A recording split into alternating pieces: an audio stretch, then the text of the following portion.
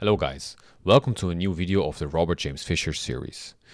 Today we'll go to the Canadian Open. After the US Open in 1956, in which Bobby Fischer tied for 4th place, he went on to play his first international tournament. And the Canadian Open had a lot of strong players in the lineup. Larry Evans, for example, won the tournament, a very strong grandmaster with 8-2. And Bobby Fischer had 7 points out of 10 games, and he tied for 8 to 12th place. And in this game, we will actually see a very interesting game. Bobby Fischer against Maurice Fox. And Maurice Fox was a 8-time Canadian champion. He is 58 years old here, and Bobby Fischer is only 13. And he's a very strong opponent, and we'll see how young Bobby Fischer faces his real first opponent. He starts the game with one knight f3, which is a flexible approach. He also did this in the US Open, and black plays knight f6, g3, d6, bishop g2, bishop g6. This is basically going for a symmetrical approach. We're going to castle. Black is going to bring his bishop to g7 and castle as well. And it's basically going to be the same opening. So this is the King's Indian attack symmetrical variation. d3, you can see it's exactly the same. Black castles, and now e4, striking in the center. Black plays e5, and here Bobby Fischer plays knight b to d2, just developing his pieces. Seeing, okay, maybe I want to go for a queenside attack, or I will go for a kingside attack, not committing to a plan yet. c6. With c6, you're giving space for your queen to come to c7 and also preparing the d5 push. And Bobby Fischer plays c3. Queen c7, putting your queen in a nice square where it will defend the e5 pawn. And knight to h4. Bobby Fischer here says, okay, I don't care about the queen side. My bishop is facing the king side. My rook is facing here the f4 square. I want to push f4 myself and just go for a very nice attack. Maurice Fox says, okay, you can maybe go for that idea. I don't really mind. Let me just take some space on the queen side. a5. And now f4. Taking would be bad. We can simply take back with the pawn and have a lot of control over these central squares. We can slowly go for a very devastating attack. So taking is actually not good at all. And here Maurice Fox decides to play knight b to d7. Just developing his knight, a really nice move, nothing wrong. And here Bobby Fischer plays f5, taking some more space on the king side. You can see his pawn chain facing the king side, so that is where you should play his attack. And now Maurice Fox plays knight to c5. And with knight to c5, he's trying to attack the d3 pawn, which is weak right now because we pushed c3 earlier. And here we should defend it. Well, Bobby Fischer finds the best move, which is knight to b3. We're both kind of developing the bishop because the scope of the bishop was very limited, but now it's very active again. And we are attacking the knight, and we're also defending the d3 pawn. So it's a really nice move. Maurice Fox decides to take the knight. Bobby Fischer takes back.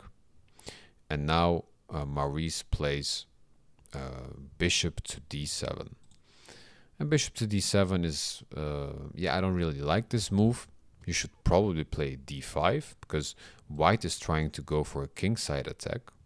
So you should probably try to attack back in the center, because if one player attacks on the flank, you should strike back in the center. Knight to d7. And now Bobby Fischer plays... Oh, I'm sorry. I don't know what's going on. Knight to d7. He plays g4. So with g4, yeah, we'll just continue our kingside attack. Taking would be really bad. We can take with the knight or even take with the pawn. I will take with the knight. And look at this. Like, this is really facing to the king side. It would be devastating here. So g4. And now the best move is still to attack in the center. Maurice Fox goes for rook e8. And now queen f3. Knight c5. With knight c5, we're attacking the b3 pawn and keeping pressure on the d3 pawn. So, yeah, Bobby Fischer has to do something about it.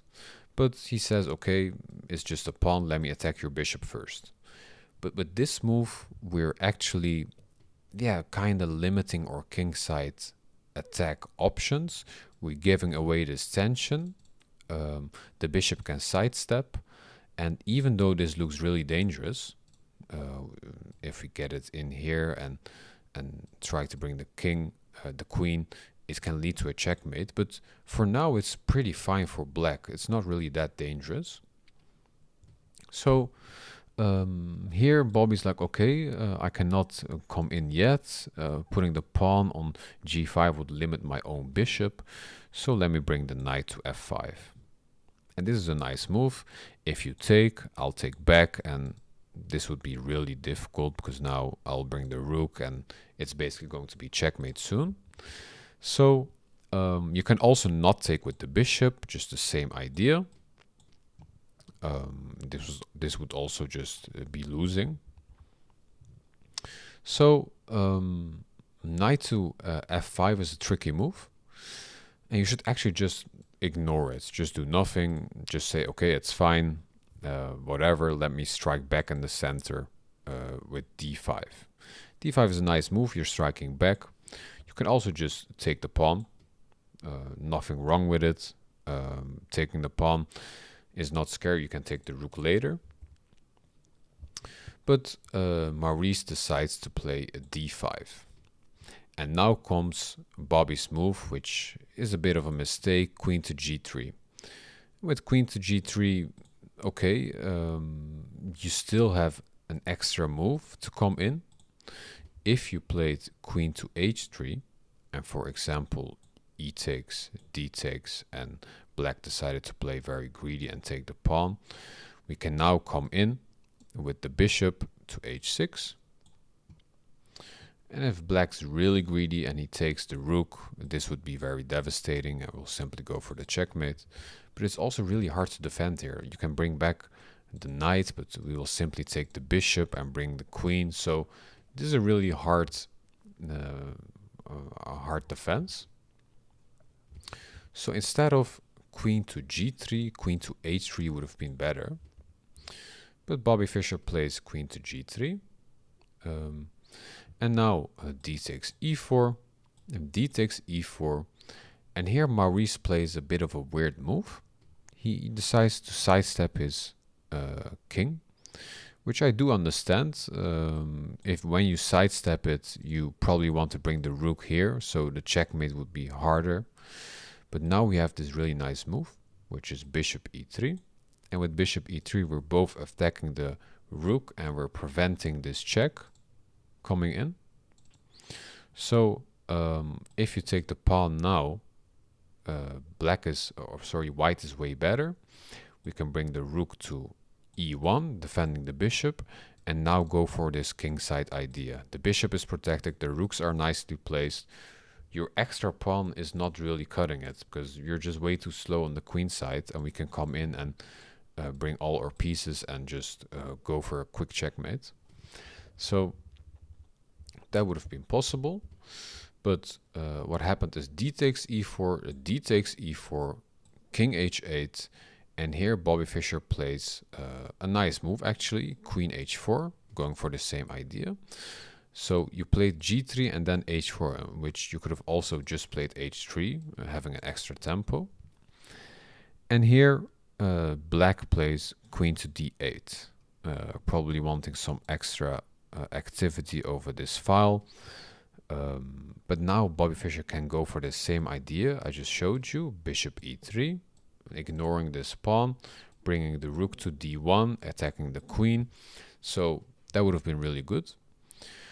And here Bobby Fischer goes for the knight g7 move, which is actually, it's not that good because the knight is not really doing much here. When the bishop takes, the pawn takes back, it can get dangerous. So what happened in the game is bishop takes g7, f takes g7, and now taking the pawn would be really bad. Then white's winning, because if you take, we simply play rook takes f7. And it might look weird because it looks like a sacrifice, but by playing king takes f7, we can play queen takes f7. Now you have to move again. And now we can just take this pawn. You have to move again.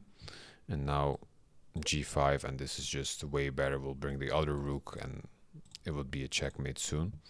So like this, and it's going to be checkmate very soon. So by taking the g7 pawn, the only move is king g8 to save the game. And that's what Maurice found, king g8. And now it's really hard because we cannot come in easily. The pawn is kind of a defender for the king, so we cannot even come in. So now Bobby Fischer played queen f2, attacking the pawn. But we can simply defend that with queen e7.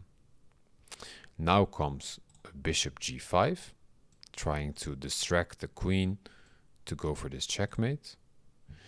And now black finds the only move to keep it equalize. Try to pause the video and find this great move. So this great move is actually knight to d3. Simply saying, if you take, I'll take back. And there's no checkmate here. If you played something else, like queen to d7, the knight is hanging. You cannot play queen to d6, because then we'll take the pawn and it's going to be mate. So this move is really nice. And now Bobby Fischer finds the only move again to keep it equal, which is queen to d2. And with queen to d2, we're defending the bishop. Well, we could have also played queen to f3, attacking the knight. So if you take, I'll simply take. So you cannot take really, but you can give a check. And that's the dangerous part here, that you escape with check. So Bobby Fischer played queen to d2. And now comes queen to d7. Rook a d1. And rook a d1 actually looks really natural. You're just attacking the knight twice. So why is the bar really dropping here? Well, the problem here is that after queen takes g4, if you take the knight, I'll simply take the bishop and I'm a pawn up. So you have to do something about it. Bobby plays bishop h6, trying to save the bishop. But now comes knight f4. And you're now not defending the bishop anymore. The knight is in an amazing square. It's so active. Your king side is really been shattered. And black is simply a pawn up. So now bishop takes f4. E takes f4. Rook takes f4. Queen h5. And here rook d to f1. And here black actually finds the only great move again, which is bishop e6. Simply defending the pawn and attacking your pawn. This is an amazing move. So now Bobby Fischer is in a lot of trouble. The material might be equal here. As you count 1, 2, 3, 4, 5, 6. 1, 2, 3, 4, 5, 6. You can see that white's pawns are way more fragile. This pawn is going to drop soon. Those pawns are doubled. This pawn is an island. Well, black's pawns are really healthy. And yeah, the problem with this opening and middle game Bobby Fischer played is that you have to go and find this checkmate idea. If you don't find it, then you're in a lot of trouble and you can get behind very soon.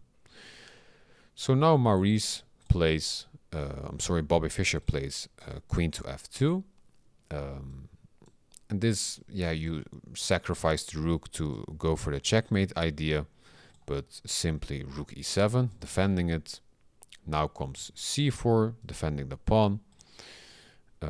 Queen to e5, attacking this pawn in the future if the queen moves. And now rook f6. And now Maurice finds a great move again, disconnecting the defense of the rook and the queen by playing bishop f5. If you take, I'll simply take the rook. So, for example, simply take the rook, and this is losing. So you have to take with the rook.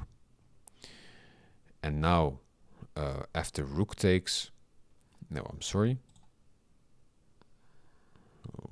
Let me see. Yes, after rook takes, g takes, e takes, and f6, there's no attack anymore. You're basically an exchange down. Your pawn structure is very terrible, and this is simply losing. So the endgame, Maurice plays it out very nicely. King h1, queen e3, going for the exchange, not accepting it, obviously. Bringing the rook, attacking the queen, check, king h2. The rook comes in, and this is really bad for white. There's not much to do. Queen takes h4 with check, defending with the rook. And here Maurice finds a nice sacrifice of the exchange. Rook takes g2, king takes, rook e2, king g1. And here actually has a very quick checkmate, which is queen to f2, queen to g2. But somehow he plays queen e1. Maybe he was in a lot of time pressure, I'm not sure. Obviously it's still winning, but it's just prolonging the game. Queen takes, rook takes, and this is simply a winning endgame. There's not much here. Eventually Maurice takes the f-pawn as well. And this is the moment in which Bobby Fischer resigned. It's 1, 2, 3, 4, 5 against 2. This is just a winning endgame. Those pawns are gonna roll down the board. You cannot, you don't have a passed pawn, and yeah, it's just losing. So this was Bobby Fischer's first real defeat against a very good player, the Canadian champion Maurice Fox. And you can see he went for a very tactical attack in which you had to find only winning moves, like this queen g3 idea, which was a bit questionable. So with the kingside attack and playing this tactical, it's really hard because you have to find certain moves and win at the spot. Otherwise you can get in a losing position very soon. Bobby Fischer lost his game, and we'll see how he continues his journey in the next video. Thank you for watching, and see you on the next video. Bye bye.